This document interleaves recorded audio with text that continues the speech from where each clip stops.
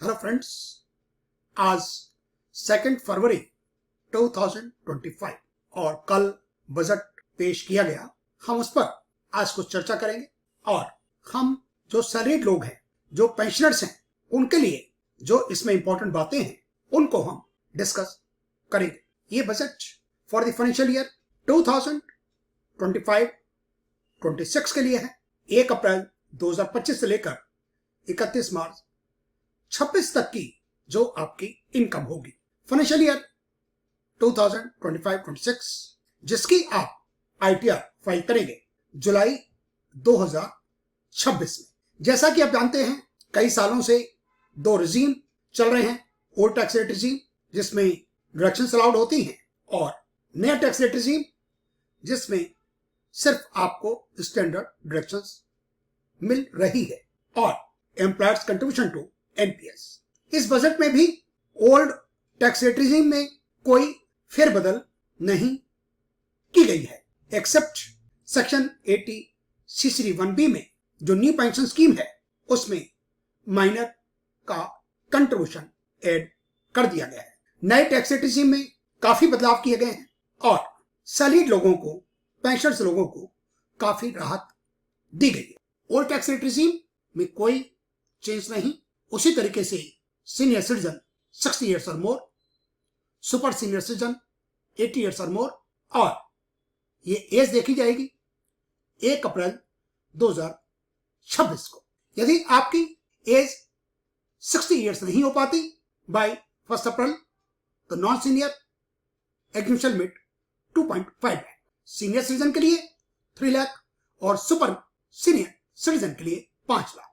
5 लाख तक 5% का tax rate, 5 lakh से 10 लाख 20% का टैक्स रेट और 10 लाख से ऊपर 30%। सरचार्ज इसमें 37% तक जाता है। 50 लाख को इनकम क्रॉस कर जाए 10%, 100 लाख को क्रॉस कर जाए 15%, 200 लाख को क्रॉस करती है तो 25% और 5 करोड़ को क्रॉस करती है तो 37%। हेल्थ एजुकेशन सेस 4% लगेगा जो इनकम टैक्स और प्लस रिचार्ज का यदि है तो उन दोनों को जोड़कर। यदि आपकी इनकम 5 लाख को क्रॉस नहीं करती तो रिबेट मिलती है सेक्शन 87A के अंदर, मैक्सिमम 12,500।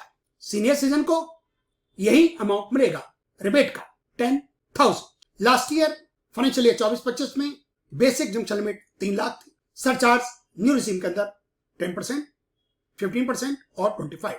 यहां पर 37% की स्लैब नहीं है। Health education cess 4%। और यदि आपकी इनकम 7 लाख तक है तो रिबेट के कारण टैक्स लायबिलिटी 0 बन जाती है। 3 लाख से 7 लाख 5%, 7 लाख से 10 लाख 10%, 10 लाख से 12 लाख 15%, 12 लाख टू 15 लाख 20% और 15 लाख से ऊपर 30%। फैमिली पेंशन पर स्टैंड डिडक्शंस मिलती है 25,000 और 1/3 whichever is less। Stand deductions salary पर पेंशन पर 75,000, कोई डिडक्शंस नहीं मिलेगी 80C से लेकर 80EO तक। Employer contribution to new pension scheme मिलेगा न्यू रिजीम के अंदर भी और ओल्ड रिजीम के अंदर भी। जो बजट 1 फरवरी 2025 को पेश किया गया उसमें बेसिक इनकम लिमिट को बढ़ा दिया गया 3 लाख से 4 लाख। सरचार्ज में कोई चेंज नहीं किया गया, कोई चेंज हेल्थ एजुकेशन सेस में भी नहीं है। न्यू रिजीम के अंदर 87A की रिबेट चेंज कर दी गई और वो मैक्सिमम अमाउंट है 60,000।